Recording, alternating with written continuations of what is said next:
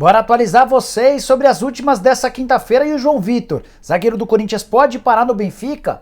O que há de verdade na história das camisas do Flamengo para 2023? Camisas com modelos bonitos. Vamos falar também sobre o São Paulo, que só para dizer o mínimo não tem dado sorte com o VAR no Campeonato Brasileiro. Tem ainda informações sobre Felipe Melo liberado pela Justiça Uruguaia.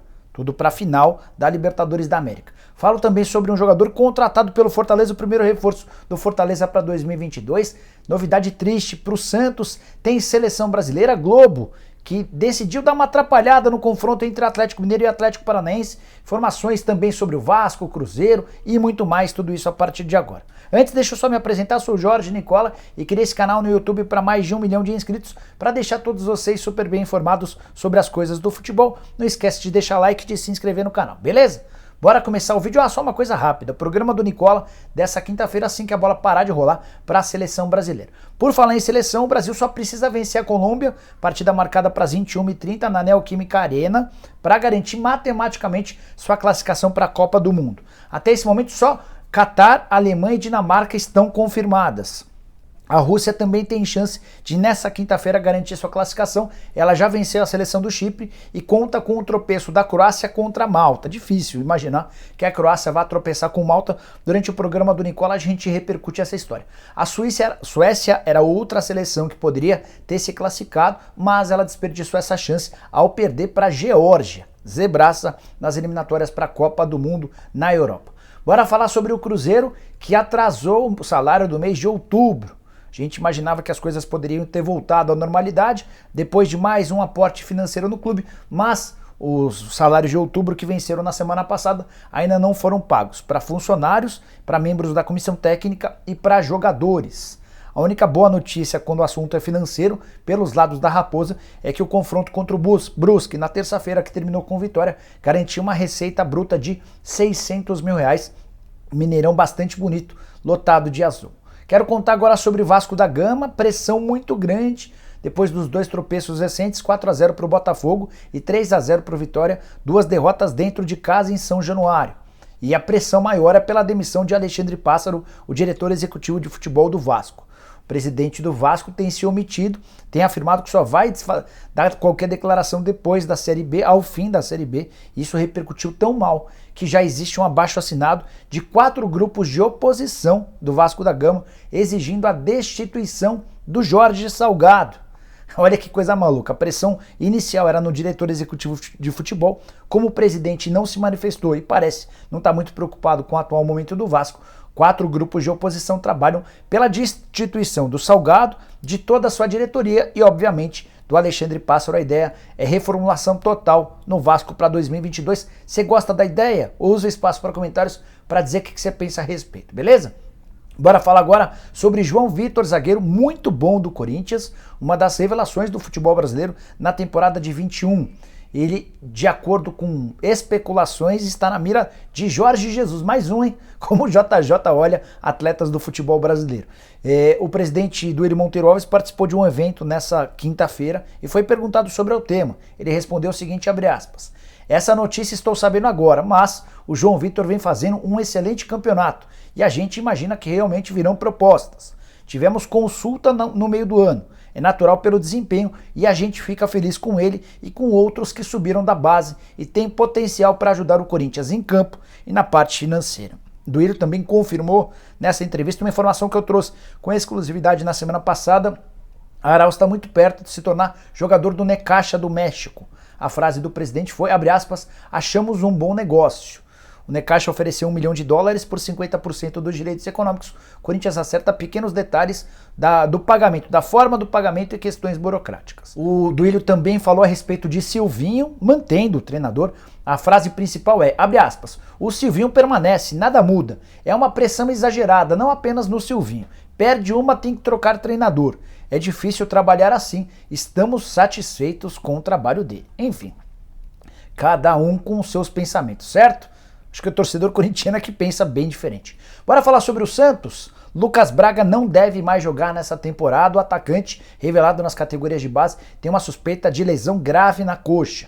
vai passar por exames ainda nessa quinta-feira e assim que os resultados forem confirmados, a gente traz mais informações. Fábio Carille pode perder o Lucas Braga daqui até o fim da temporada.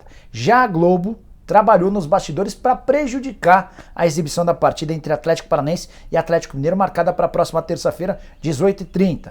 A Jovem Pan News, a emissora de TV da Rádio Jovem Pan, sim, já existe uma emissora e ela vai transmitir essa partida. O jogo estava marcado para 18h30, você vai lembrar que o Atlético Paranaense não tem acordo no pay-per-view com a Globo. Dessa maneira o Furacão vendeu para a Jovem Pan News o direito de transmissão dessa partida. Mas o que a Globo fez? Para dar uma atrapalhada, passou esse jogo para as 4 da tarde. Aí você pode estar se perguntando, Nicola, mas a Globo consegue mudar o horário? Sim, até porque ela vai usar como alegação o fato de transmitir o jogo para Minas Gerais, em TV aberta. Então, a Globo de Minas vai exibir esse jogo para todo o estado e aquele que quiser assistir fora do estado de Minas Gerais vai ter de assistir a Jovem Pan News, que é uma nova emissora de TV. Partida passou para as 16 horas. As estratégias do pessoal na TV nem sempre muito legais, éticas, enfim, mas aí vale tudo pela audiência. Quero falar um pouquinho sobre Atlético Mineiro e mais especificamente sobre um jogador que está vivendo excelente momento. Ele nem está no Galo, mas pertence ao Atlético e estará de volta em 2022. Trata-se do Castilho, meio atacante, 22 anos de idade, emprestado ao Juventude. O SofaScore trouxe números do Castilho. E o cara lidera várias estatísticas do clube gaúcho. Ele é, por exemplo, o primeiro em gols no Campeonato Brasileiro do Juventude, 7 gols. O primeiro em assistências, 4. O primeiro em passes decisivos, 37. O primeiro em grandes chances criadas, 7. O primeiro em cruzamentos certos, 27. O primeiro em passes certos no terço final do campo, 185. Jogador interessante, que vai voltar ao Atlético para ter a oportunidade de mostrar no elenco cara do Galo, que também tem seu papel de protagonista. Quero falar agora sobre Fortaleza, repercutindo uma informação que o Vene Casagrande trouxe nessa quinta. Fortaleza já tem seu primeiro reforço para a próxima temporada. Trata-se do lateral direito equatoriano Anthony Landazuri, 24 anos de idade, pertence ao Independente Del Valle. O contrato acaba agora no fim do mês de dezembro. Não houve acerto para a renovação do contrato e o Fortaleza já tem um acordo verbal. Atleta revelado na base do próprio Independente Del Valle, 102 jogos e 7 gols como profissional. Além da força física, ele tem como destaque a polivalência. Pode atuar como lateral direito e em outras posições também. Bora falar sobre camisa do Flamengo para 2023. Você já ouviu falar sobre o Foot Headlines? Trata-se de um perfil que desvende e revela camisas com exclusividade, as camisas que os times vão usar num futuro. Essas duas camisas do Flamengo, que eu estou mostrando na tela para vocês, elas ainda nem têm a convicção, a certeza de que serão essas as camisas. Até porque em 2023 termina o contrato do Flamengo com a Adidas. Mas o planejamento de fornecedoras de material esportivo sempre precisa ser feito de maneira muito antecipada.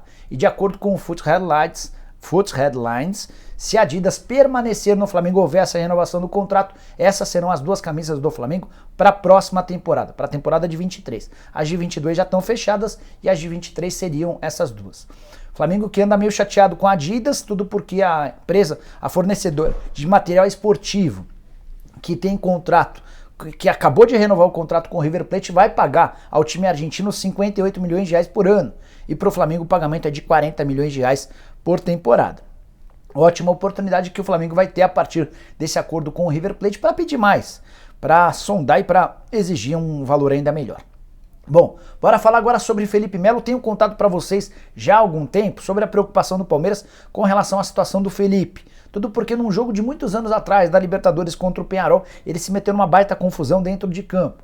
E a polícia local exigiu que o Felipe Melo prestasse depoimento. Só que o Felipe e o Palmeiras voltaram ao Brasil antes da data marcada para esse depoimento e nunca mais, nem o Palmeiras nem o Felipe Melo estiveram em Montevidéu, palco da partida final da Libertadores, marcada para 27 de novembro. O que o Palmeiras fez? Contratou um especialista em direito esportivo, um advogado chamado Ale Balbi, que é uruguaio, para tratar sobre esse assunto. E o Ale conseguiu, de um juiz local, a permissão para que o Felipe Melo viaje para o Uruguai, cumpra todo o protocolo, todo o trâmite, toda a agenda do Palmeiras e depois da partida, eventualmente, diante de qualquer necessidade, possa prestar depoimento. Talvez nem exista essa necessidade, mas o que a Justiça já definiu nessa quinta-feira é que o Felipe Melo vai chegar ao Uruguai, mais especificamente a Montevidéu, e vai ter tranquilidade para cumprir toda a agenda do Palmeiras para disputar o jogo sem correr grande risco. Existia o temor de que o Felipe tivesse que prestar depoimento, eventualmente tivesse de responder alguma coisa e virasse um desfalque de última hora pro Palmeiras na decisão contra o Flamengo.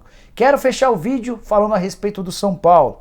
Tricolor que tem afirmado que não terá dinheiro para grandes reforços na próxima temporada. O último a afirmar isso foi o Carlos Belmonte, diretor de futebol do Tricolor. Em entrevista ao UOL, ele assegurou que não esperem por nomes grandes. Júlio Casares também tem dado as mesmas impressões. Pois bem, além dessa questão financeira e de mercado, queria contar sobre um levantamento feito pelo jornalista Alexandre Giebrski. Espero que seja assim que se fala. Ele cobre o São Paulo e contou que o VAR já analisou recentemente 11 lances do São Paulo no Campeonato Brasileiro. Desses 11 lances, 2 decisões foram favoráveis e 9 decisões do árbitro de vídeo foram contrárias ao São Paulo. A última delas no jogo contra o Fortaleza, antes de o Benítez marcar o gol, que acabou selando o empate em 1-1, no Castelão, o Vitor Bueno já havia marcado um gol. Mas, graças a uma decisão acertada do árbitro de vídeo, o gol do Vitor Bueno foi anulado. Havia um impedimento na origem do lance. Pois bem, entre esses 9 lances contrários, de acordo com Alexandre, alguns têm caráter controverso, até porque eram de interpretação, como por exemplo a expulsão do Rodrigo Nestor, o gol anulado do Rigoni contra o Internacional, um gol anulado contra o Palmeiras, entre vários outros. Você, torcedor são paulino, tem conseguido perceber uma perseguição do VAR ao São Paulo? Use o espaço para comentários para deixar sua opinião. Também queria pedir para vocês deixarem like no vídeo, se inscreverem no canal e lembrar que daqui a pouquinho, a partir das 11, daqui a pouquinho não, um pouquinho mais tarde, às 11h20 da noite, a gente está de volta com o programa do Nicola. Fechado? Abraço, tchau, tchau!